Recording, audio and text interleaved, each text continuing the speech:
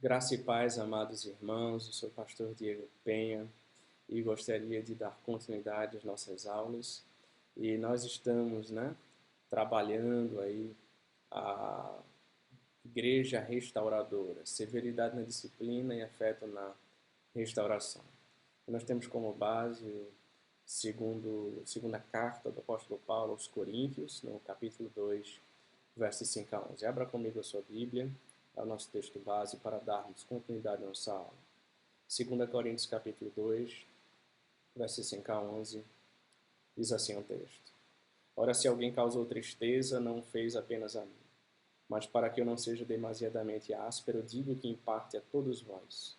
Basta-lhe a punição pela maioria, de modo que deveis, pelo contrário, perdoar-lhe, confortá-lo, para que não seja o mesmo consumido por excessiva tristeza. Pelo que vos rogo que confirmeis para com ele o vosso amor, e foi por isso também que vos escrevi, para ter prova de que em tudo sois obedientes. Quem perdoais alguma coisa, também eu perdoo. Porque de fato o que tenho perdoado, se alguma coisa tenho perdoado, por causa de vós o fiz na presença de Cristo, para que Satanás não alcance vantagem sobre nós, pois não lhe ignoramos os desígnios. Vamos orar, meus irmãos. Justo e eterno Deus, amado Pai, graças te damos pela tua palavra. E te rogamos, ó Deus, que o Senhor nos ajude em nossas fraquezas e debilidades. Que o Senhor nos ajude, ó Pai, nesse santo dia a te adorar, Pai, em espírito e em verdade. Que o Senhor nos ajude, Deus, a proclamar o teu nome com ousadia e fé. Que o Senhor nos ajude, ó Deus, a dar um bom testemunho de Cristo. Nos ajude, ó Deus, a ser uma igreja restauradora, uma igreja que busca o perdido e procura levantá-lo, Pai, da sua queda. Que o abraça, que o ama, que o disciplina de maneira fiel ao Senhor. Ajuda-nos, ó Deus, em todas essas questões. Ajuda a tua igreja, abençoa-nos, ajuda a compreender a tua palavra, essa aula, que nós te rogamos em nome de Jesus. Amém. Amém, irmãos. Então, nós já demos início a essa aula, Igreja Restauradora. Nós introduzimos, vimos o contexto daquele irmão que estava possuindo a mulher de seu próprio pai, que muito provavelmente é esse mesmo irmão a quem Paulo se refere no texto que nós lemos, em que ele diz agora, primeiro ele diz, tirem ele de vosso meio, agora Paulo disciplinem, né? E agora Paulo diz, restaurem, para que ele não caia sobre excessiva tristeza. Abracem, perdoem, amem esse irmão. Então, Paulo está visando esse bem final, né? Nós vimos o cuidado pastoral com quem erra. O intuito aqui não era de Paulo de massacrar esse irmão, de ficar apontando o dedo para o seu rosto e passando na sua cara os pecados que ele cometeu, mas Paulo é severo quando precisa ser severo, ele é firme quando precisa ser firme, mas Paulo também, ele é amoroso quando é necessário ser amoroso e ele perdoa e abraça esse irmão e diz à igreja, façam isso. Então, é necessário ter esse cuidado, porque exatamente, irmãos, a disciplina, ela visa a restauração para o bem do faltoso. Foi o último ponto que nós vimos, né? O intuito de Paulo aqui nos ensina exatamente isso. Ele visa o bem, ele visa a restauração, ele visa o bem maior. Ele visa que esse irmão que antes andava nas trevas passe agora a andar na luz, passe a andar em comunidade e que ele possa ser ajudado e ajudar uns aos outros. Passe a viver essa bênção do corpo de Cristo. Então, o quarto ponto, a restauração emerge do perdão, de modo que deveis, pelo contrário, perdoar-lhe e confortá-lo, diz o verso 7.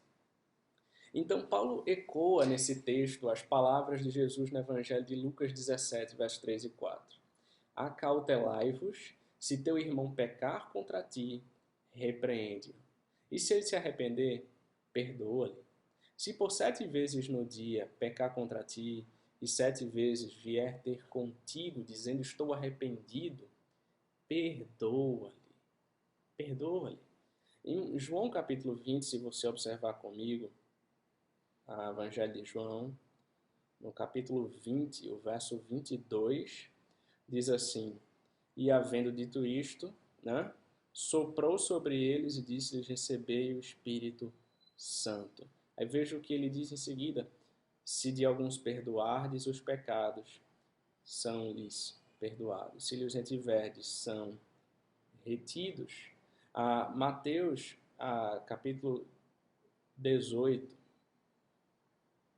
os versos 15 a 18, diz assim: se teu irmão pecar contra ti, veja como se deve tratar ao irmão culpado. É sobre isso que Jesus Cristo vai dizer. Se teu irmão pecar contra ti, vai arguí-lo entre ti e ele só. Se ele te ouvir, ganhaste a teu irmão. Se, porém, não te ouvir, toma ainda contigo uma ou duas pessoas, para que, pelo depoimento de duas ou três testemunhas, toda a palavra se estabeleça. Se ele não os atender, dize-o à igreja. Se recusar ouvir também a igreja, considera-o como gentil e publicano. Em verdade vos digo que tudo que ligares na terra será sido ligado nos céus, e tudo que desligares na terra terá sido desligado nos céus. Então Jesus Cristo está instruindo, né, essa ideia do perdão. O verdadeiro perdão, ele não desculpa o pecado, nem ignora o que aconteceu, mas ele produz restauração e reafirma o amor. Sobretudo com atitudes de bondade a despeito do que aconteceu. O perdão não exige que a igreja restabeleça a pessoa em posição de liderança, não é isso. Por exemplo, mas ela requer a restauração dela ao convívio da comunidade para desfrutar do amor, da confiança e da comunhão e da família da fé. E deixe-me abrir um parêntese sobre isso, irmãos, porque é importante. Eu já vi isso em muitas igrejas. Às vezes o pastor, o ministro, a liderança quer ser com uma boa motivação no coração, mas com a maneira errada de proceder, eu diria. Às vezes o irmão cometeu um erro grave, uma falta grave, algo público muitas vezes, e ele precisa ser afastado daquele momento disciplinado. E alguns então olham para o perdão como passa a mão na cabeça de tudo que ele fez e restaura, não só ele na igreja, como na posição que ele estava antes. Ele volta, imagine alguém que é do louvor e comete um erro gravíssimo e público diante da igreja, e cai em adultério, não sei, qualquer coisa desse gênero, e a igreja diz: não, vamos perdoar, e o irmão volta no dia seguinte e está cantando na frente da igreja. Isso é um problema, irmãos. Isso é um problema. Não é dessa maneira que Paulo está se referindo. Não é isso que as Escrituras nos ensinam. E isso mostra, traz um testemunho ruim para a igreja, na verdade. Uma falta de pureza na vida da igreja, de seriedade, de honra para a igreja de Cristo. A igreja precisa preservar o seu testemunho, precisa preservar que há ali uma seriedade, há ali uma liderança, há ali uma maneira correta de as coisas acontecerem. Então, Paulo está falando do perdão, da restauração, mas ele diz simplesmente: vamos abraçá-lo de volta, esse irmão na igreja, esse que possui mulher de seu próprio pai. A gente vai restaurá-lo, vai abraçá-lo, mas agora ele vai caminhar devagar, passo a passo, vamos ajudá-lo na caminhada, para que futuramente ele possa ajudar-nos também a envolver-se mais com a obra do Senhor. Tudo é gradativo, irmãos. Há tempo para tudo. Essa é uma palavra que precisa estar muito clara na nossa mente e no nosso coração. Há um processo, há tempo para cada coisa. Cada passo precisa ser dado. Não é tudo de uma vez. Então, quinto ponto, irmãos, a restauração pública. Vejam, vos rogo que confirmeis para com ele o vosso amor. Verso 8. Então, a reafirmação do amor da igreja requer atitudes concretas. Não simplesmente expressões verbais de amor. O verbo confirmar ou ratificar tem uma conotação legal em Gálatas 3:15. Vamos ver Gálatas 3:15 o que diz. Irmãos, falo como homem, ainda que uma aliança seja meramente humana, uma vez ratificada, ninguém a revoga ou lhe acrescenta alguma coisa. Então, Vejam essa conotação legal que é trazida aqui. A comunidade de Corinto, ela precisou dar demonstração pública de que aquele homem foi restaurado.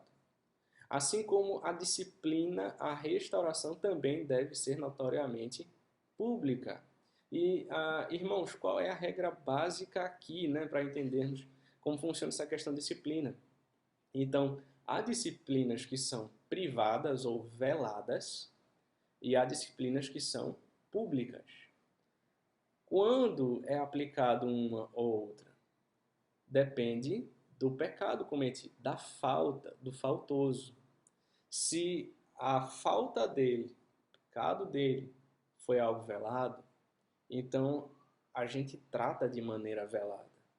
Não é necessário expor isso à comunidade toda, porque foi algo velado. Então nós tratamos de maneira ali particular, a disciplina é particular e a restauração, então, vai ser algo mais particular. Agora, se foi algo público, o pecado, ou a falta do irmão, aí é preciso discipliná-lo publicamente e a restauração também precisa ser pública para mostrar para a igreja que aquele irmão se arrependeu, que ele foi restaurado, que ele está de volta, que aquele que estava morto reviveu, exatamente como a história do filho pródigo. Então a igreja deve saber e precisa se alegrar também com essa boa notícia de que o irmão foi restaurado. Então, irmãos,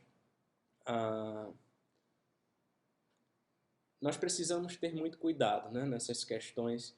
Vejam que elas são muito sensíveis e elas precisam ser tratadas de maneira adequada, porque se não soubermos lidar com as situações e ter discernimento, nós podemos ser, né, como no início desse estudo, ou muito, como posso dizer, inflexíveis, legalistas e pegar pesado demais e acabar destruindo a vida do irmão, ou nós podemos cair no outro extremo e ser bondosos demais, digamos assim, e também não ajudar aquele irmão naquilo que ele precisa ser ajudado. Então que Deus nos ajude, que o Senhor ajude a sua igreja a tratar da coisa de maneira correta e fazer aquilo que o Senhor nos chamou para fazer. Vamos orar. Senhor Deus amado, Pai Santíssimo, obrigado, Senhor, pela Tua santa palavra, obrigado por instruir a Tua igreja.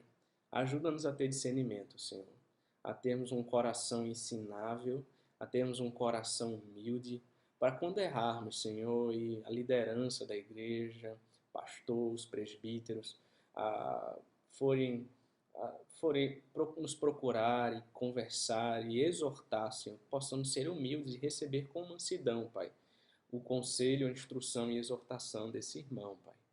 Que nós possamos assim caminhar em fidelidade ao Senhor e buscar mais a Tua palavra a cada dia. Que sermos uma igreja fiel, é o que nós te rogamos. Em nome de Jesus. Amém. Que Deus te abençoe, meu querido irmão.